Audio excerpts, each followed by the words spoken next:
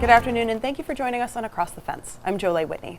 It said April showers bring May flowers, but in Vermont, April is when sugaring is in full bloom. 2025 is sure to be another record year for Vermont sugar makers. For resident foodie Marco Ayala, maple means coming up with recipes featuring Vermont's signature crop to serve for breakfast, lunch, and dinner, and maybe a snack or two in between. Here's Chef Marco. Thank you, Jolie. Hi, I'm Marco Ayala, and I'm here to share another recipe with all of you. And it's April. It's sugaring season everywhere here in Vermont, New Hampshire, and New York.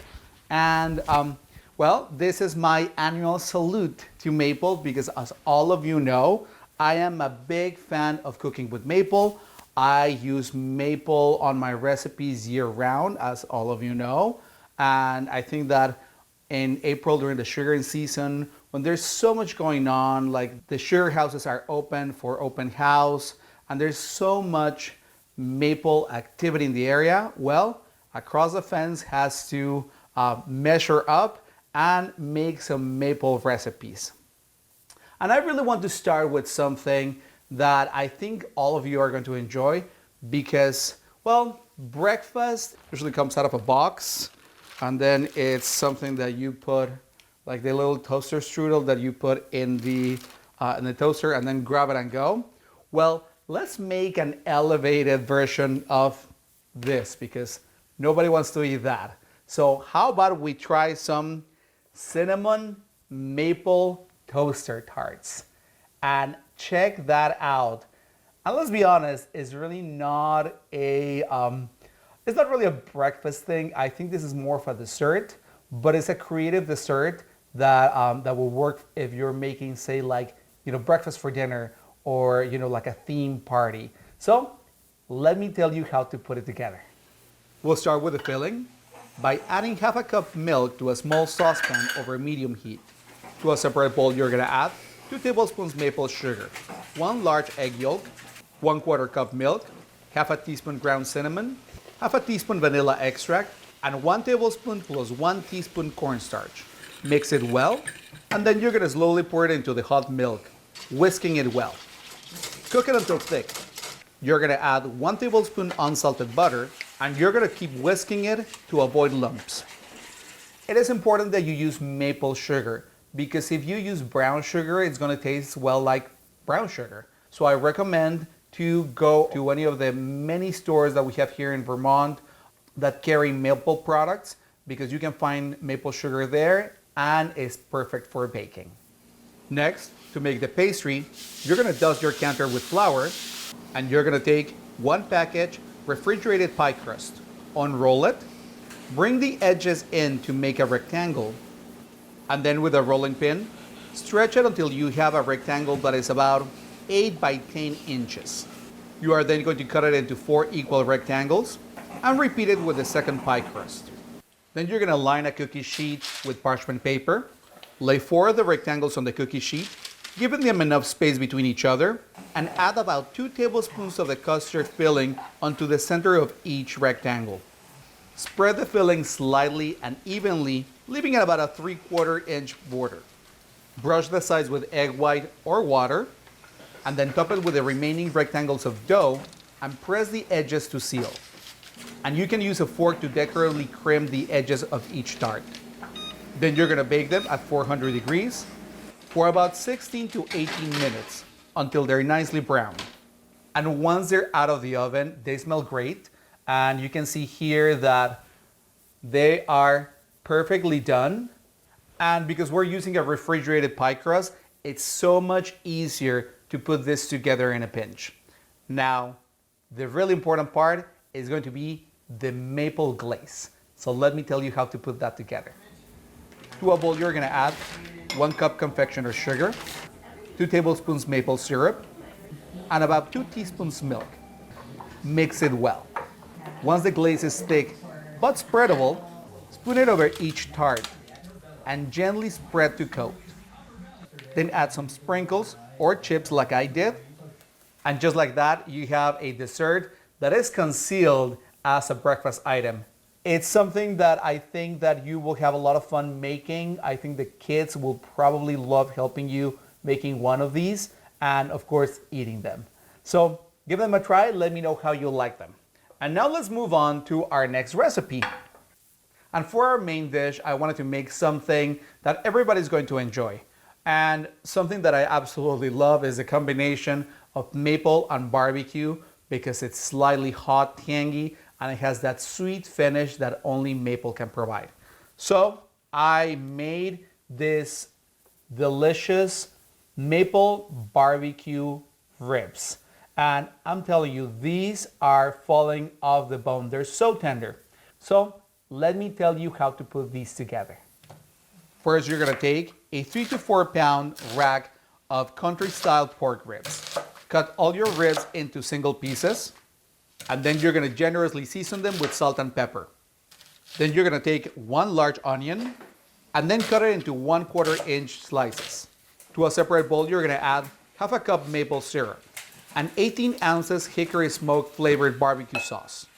Then add 1/4 cup spicy brown mustard and mix it well.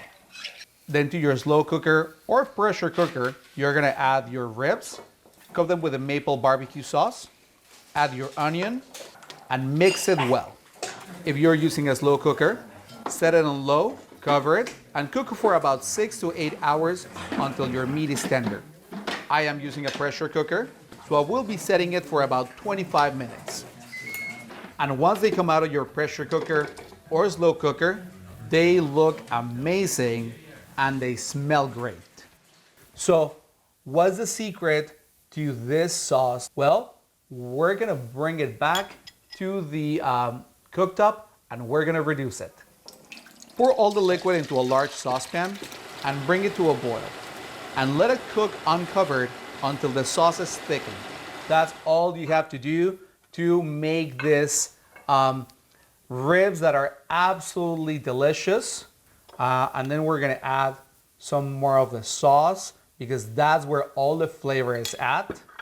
And I really hope you enjoy these ribs at home. Share them with friends, with the family, and I think it's a recipe that you can make any time of the year because, well, here in Vermont, we always have maple syrup around. There's like so many great desserts that feature maple out there that I wanted to make something that is a little bit back to the basics. And what is more comforting and basic in a way than a delicious maple pecan cookie. These are packed with maple flavor. So let me tell you how to make them because they're absolutely great. First, to a mixing bowl, you're gonna add half a cup unsalted butter and 1 cup packed dark brown sugar. Mix it well until the mixture is creamed. Then you're gonna add 1 large egg at room temperature. Keep mixing it well until the mixture lightens in color. Then you're gonna add 1/3 cup maple syrup and 1 teaspoon maple extract. And before you come for me because I'm using maple extract, hear me out. So I really want these cookies to be packed with maple flavor. And what happens very often when we use the real thing like I'm using is that it has to compete with all the flavors of all the other ingredients. So in this case, I'm adding a little bit of the maple extract flavoring in there because then the maple taste is gonna be front and center. So hear me out, just trust the process and give it a try.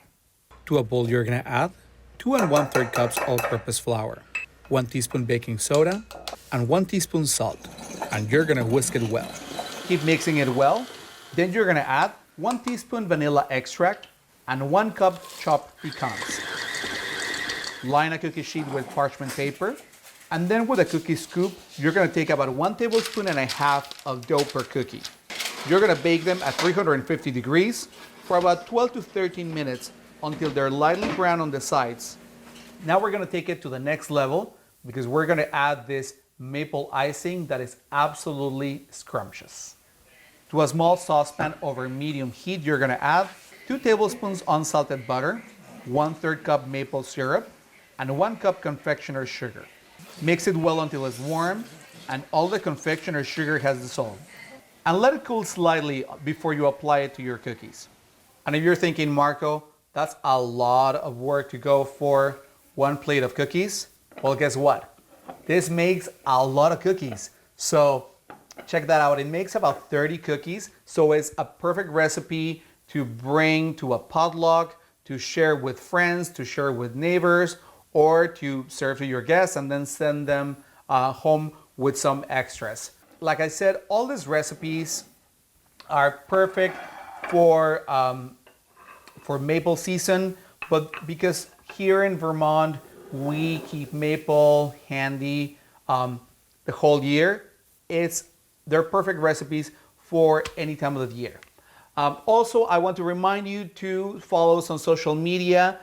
You can see it there on your screen right now because then you can get all the great content of Across the Fence in your phone or your computer. Also, if you're interested in making all these recipes and you want the recipe set, you can get it from the Across the Fence website that you see on your screen right now. We have a huge archive of recipes there from previous years that we have made, and they're all recipes that are true and tried.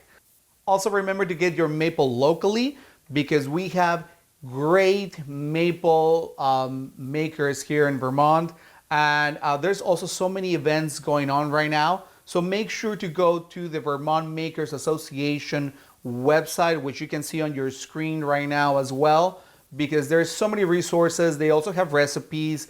You can see where the open houses are happening on right now or in your area. Enjoy your cooking, enjoy all this food. Jolie, I hope you could try some of these recipes, but I guess I'll have to try one for you. I'm gonna try this cookie. Delicious. Back to you, Jolie. Marco, I'm definitely going to try those maple toaster tarts. Thank you to the crew behind the scenes here at WCAX who always appreciate a home-cooked meal. I'm Jolie Whitney. This is Across the Fence. Have a good one.